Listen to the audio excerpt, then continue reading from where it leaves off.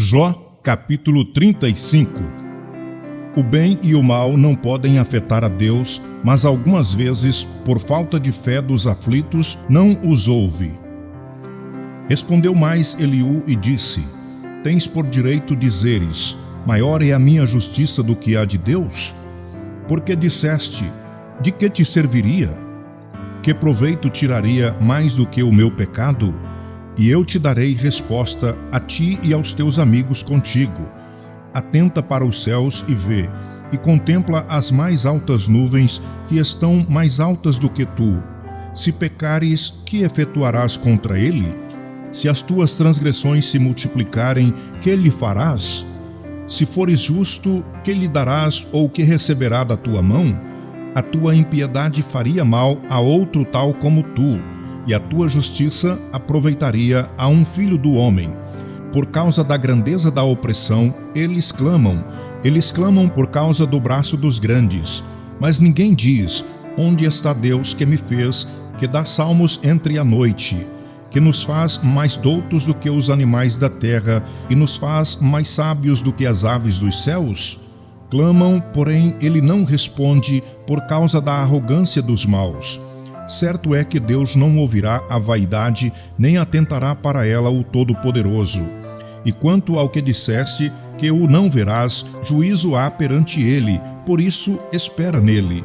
Mas agora, porque a sua ira ainda se não exerce, nem grandemente considera a arrogância, logo Jó em vão abre a sua boca, e sem ciência multiplica palavras. Jó, capítulo 36. Eliú justifica a Deus e diz a Jó que o seu pecado estorva a sua bênção. Prosseguiu ainda Eliú e disse: Espera-me um pouco e mostrar-te-ei que ainda não há razões a favor de Deus. Desde longe repetirei a minha opinião, e ao meu Criador atribuirei a justiça. Porque na verdade as minhas palavras não serão falsas. Contigo está um que é sincero na sua opinião. Eis que Deus é muito grande, contudo a ninguém despreza. Grande é em força de coração.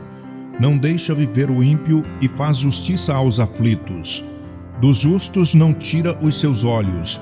Antes, com os reis no trono, os assenta para sempre, e assim são exaltados. E se estão presos em grilhões e amarrados com cordas de aflição, então lhes faz saber a obra deles e as suas transgressões, porquanto prevaleceram nelas. E revela-lhes aos seus ouvidos para seu ensino, e lhes diz que se convertam da maldade. Se o ouvirem e o servirem, acabarão seus dias em bem e os seus anos em delícias. Porém, se o não ouvirem, à espada serão passados e expirarão sem conhecimento. E os hipócritas de coração amontoam para si ira, e amarrando-os ele não clamam por socorro. Eles morrem na mocidade, e a sua vida perece entre os sodomitas. Ao aflito livra da sua aflição, e na opressão se revela aos seus ouvidos. Assim também te desviará da angústia para um lugar espaçoso, em que não há aperto, e as iguarias da tua mesa serão cheias de gordura. Mas tu estás cheio do juízo do ímpio. O juízo e a justiça te sustentam. Porquanto há furor, guarda-te de que porventura não sejas levado pela tua suficiência, nem te desvie da grandeza do resgate. Estimaria ele tanto tuas riquezas, ou todos os esforços da tua força, que por isso não estivesses em aperto? Não suspires pela noite, em que os povos sejam tomados do seu lugar. Guarda-te e não declines para a iniquidade, porquanto isto acolheste antes que a tua miséria. Eis que Deus exalta com a sua força. Quem ensina como ele? Quem lhe pedirá conta do seu caminho, ou quem lhe disse: tu cometeste maldade? Lembra-te de engrandecer a sua obra que os homens contemplam. Todos os homens a veem, e o homem a enxerga de longe. Eis que Deus é grande, e nós o não compreendemos, e o número dos seus anos não se pode calcular. Porque reúne as gotas das águas que derrama em chuva do seu vapor, a qual as nuvens destilam e gotejam sobre o homem abundantemente.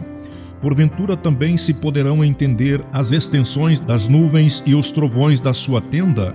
Eis que estende sobre elas a sua luz e encobre os altos do mar.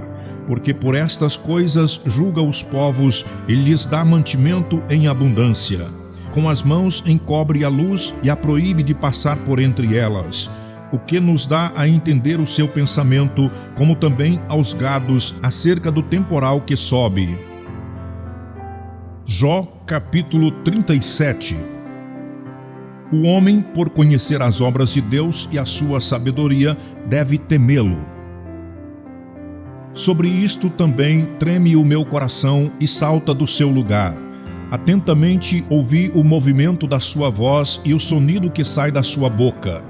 Ele o envia por debaixo de todos os céus e a sua luz até os confins da terra.